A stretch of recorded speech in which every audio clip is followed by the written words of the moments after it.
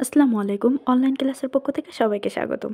Online ক্লাসের ধারাবাহিক প্রক্রিয়া আজকে আলোচনার বিষয় হলো সপ্তম শ্রেণী সপ্তবর্ণ বইয়ের ৫ পৃষ্ঠা অর্থাৎ কাবলিওয়ালা গল্পের শব্দার্থ টিকা, লেখক পরিচিতি, পাঠ পরিচিতি পড়ব। তো চলো আমরা দেখে নিই। যারা আগের ক্লাসটা দেখো দেখে এসো দ্রুত।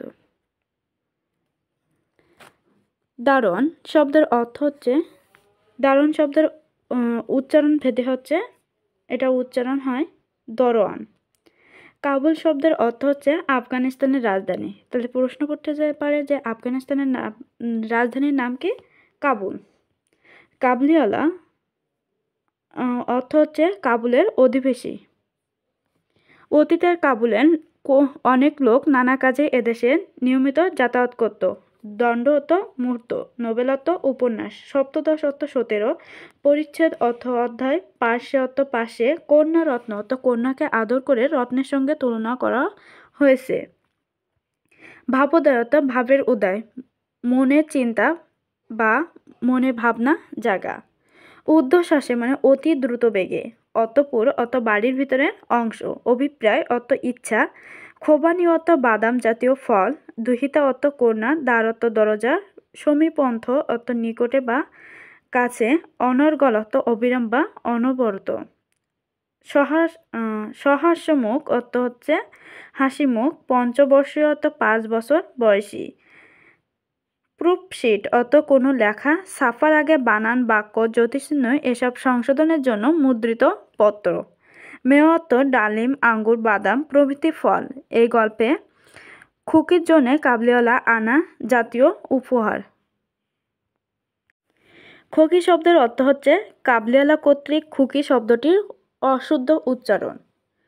স্বভাব বিরুদ্ধ অর্থ হচ্ছে স্বভাবের বিপরীত। মুষ্টি আস্ফালন অত জোরে মুষ্টি নাড়িয়ে রাগ প্রকাশের ভঙ্গি। নৃশংস অর্থ সংখ্যাহীন।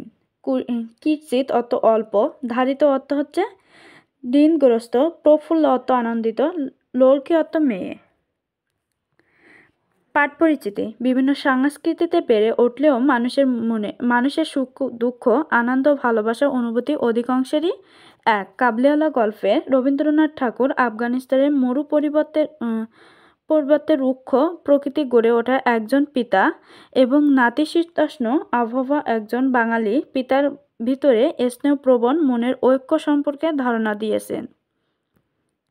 তাহলে কাবলিওয়ালা গল্পে রবীন্দ্রনাথ ঠাকুর কী করেছেন? আফগানিস্তানের মরু পর্বতের রুক্ষ প্রকৃতিতে গড়ে ওঠা একজন পিতা এবং নাতিশীতোষ্ণ আবহাওয়া একজন বাঙালি পিতার ভিতরে যে স্নেহপ্রবণ মনের ঐক্য সম্পর্কে ধারণা দিয়েছে।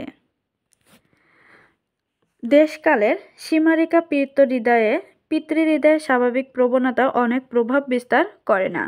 যে দেশে যে সময়ে বা যে সংস্কৃতির মানুষ হোক না কেন, পিতা সবসময় তার সন্তানকে একই রকমের ভালোবাসেন। সন্তানের মঙ্গল চিন্তা সব পিতাই সহজাত আকাঙ্ক্ষা। কাবলিওয়ালা গল্পে রবীন্দ্রনাথ ঠাকুর বিশ্বের সকল পিতৃত্বের সর্বজনীন ও চিরন্তন রূপ উন্মোচিত করেছেন। তাহলে কাবলিওয়ালা গল্পের রবীন্দ্রনাথ ঠাকুর কী উন্মোচিত করেছেন বা মূলত এই গল্পের সারাংশটা কি? যে হচ্ছে বিশ্বের সকল পিতা এবং পিতৃত্বের সর্বজনীন চিরন্তন রূপ উন্মোচিত করেছেন।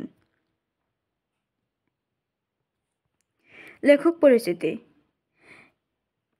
এশীয়দের মধ্যে যিনি প্রথম নোবেল পুরস্কার পান, বিশ্বসভায় বাংলা ভাষা ও সাহিত্যকে মর্যাদা আসনে প্রতিষ্ঠিত করেছেন, তিনি হলেন বিশ্বকবি রবীন্দ্রনাথ ঠাকুর। এশিয়া মহাদেশের মধ্যে সবচেয়ে প্রথম নোবেল বিজয়ী কে? রবীন্দ্রনাথ ঠাকুর। বা